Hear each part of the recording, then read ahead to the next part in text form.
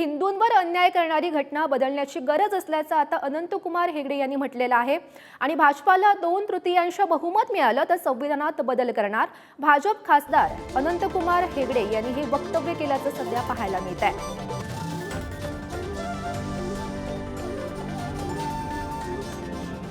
Bar 400 Pal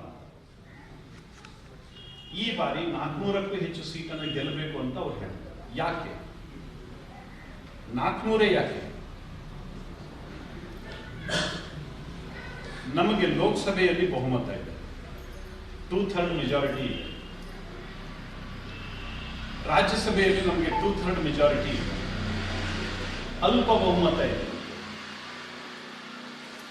ರಾಜ್ಯ ಸರ್ಕಾರಗಳಲ್ಲಿ ನಮಗೆ ಬೇಕಾಗಿರತಕ್ಕಂಥ ಬಹುಮತ ಇಲ್ಲ।